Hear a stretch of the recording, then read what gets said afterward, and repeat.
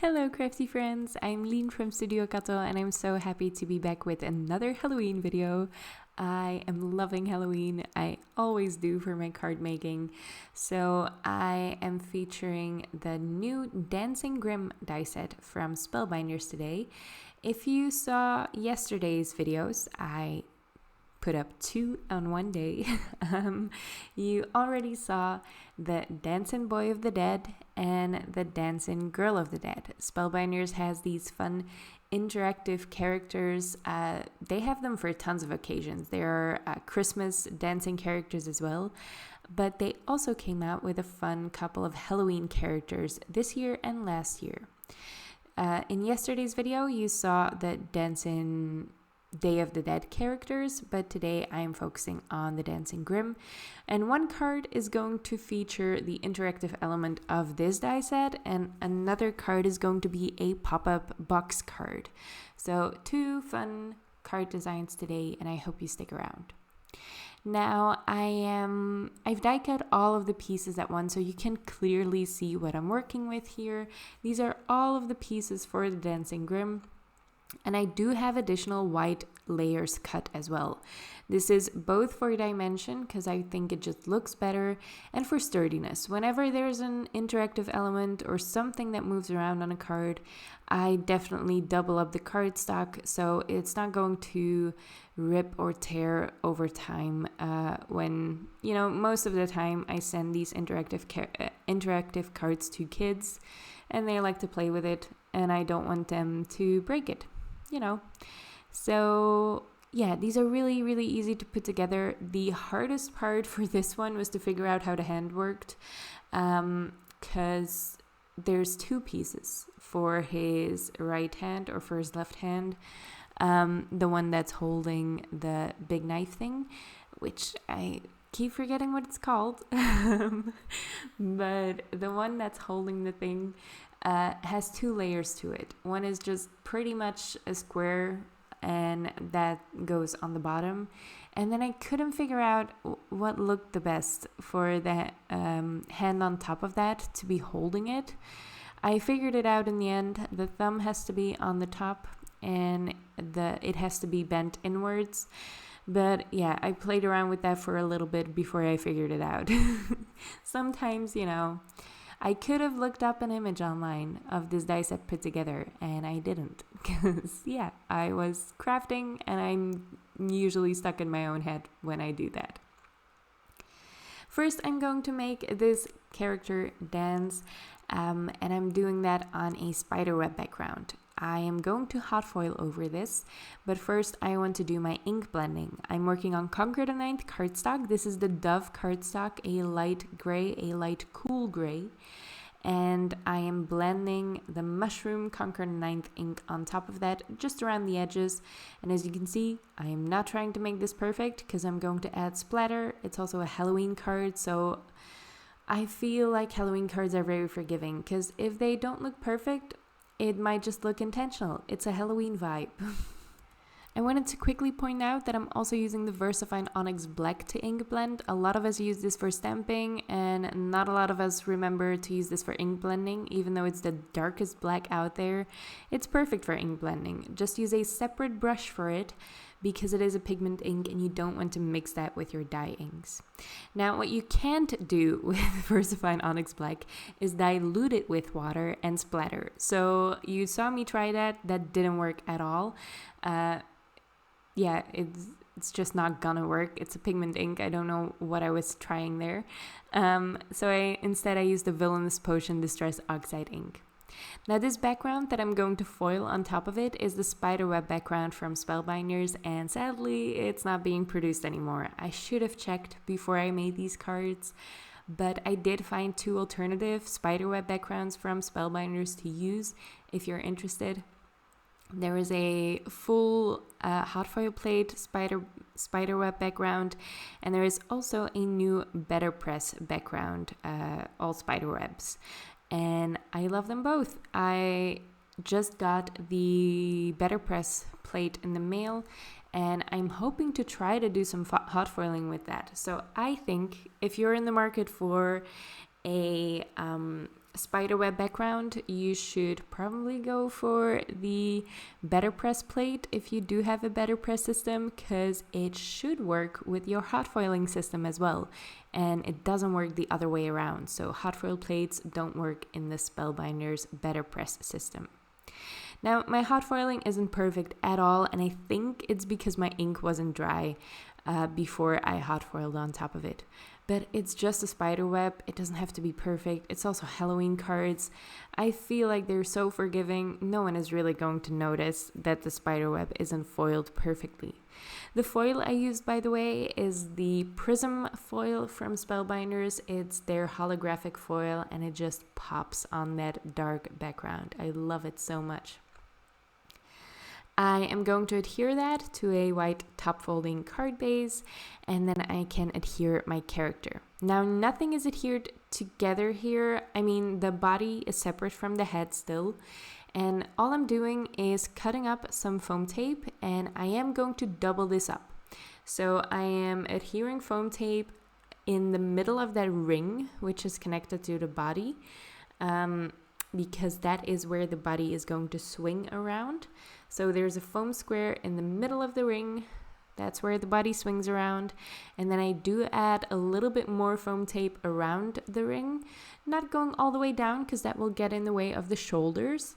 And I do double up the foam tape to make sure there's plenty of space for movement on the back of this.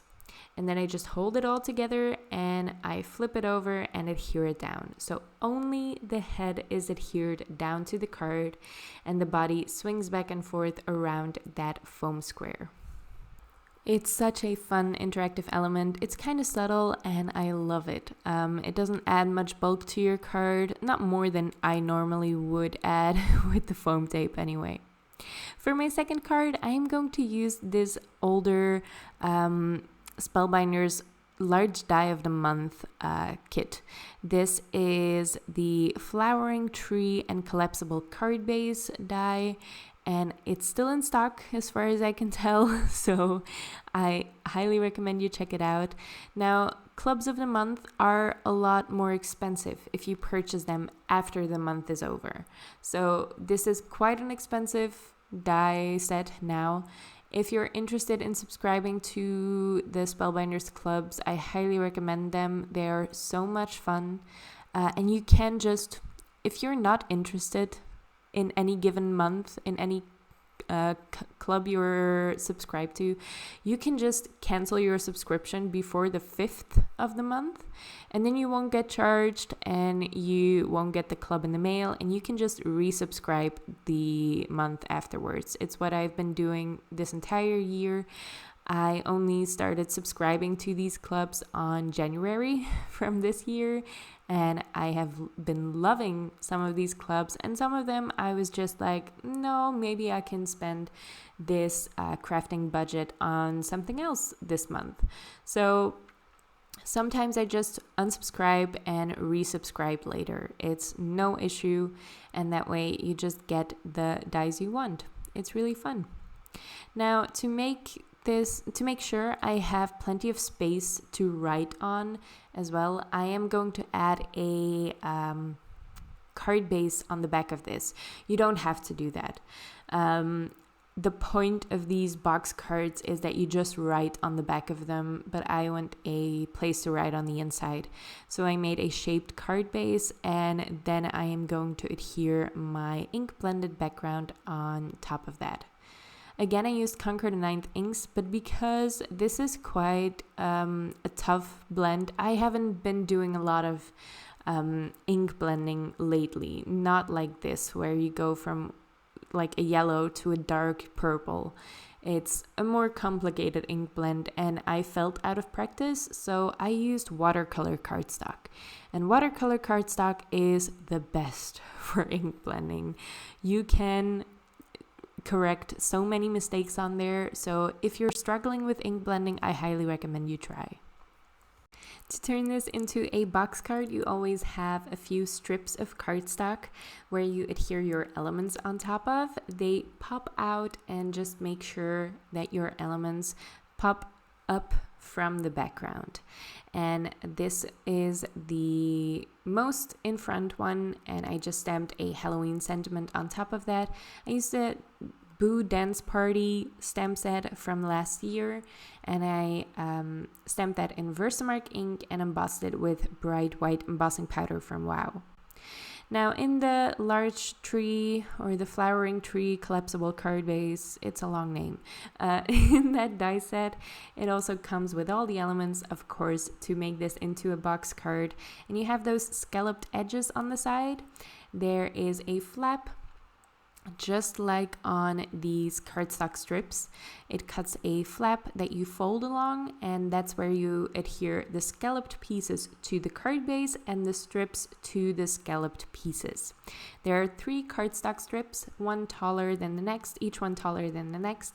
Well, actually, there's only one, and you just cut the other 2 from that. So you cut the tall one 3 times or twice.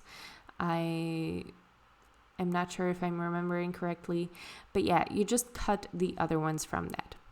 And you adhere them first on one side, then you fold it all flat, add adhesive to the other flaps, and fold the scalloped piece inwards. And that just adheres everything together nice and straight.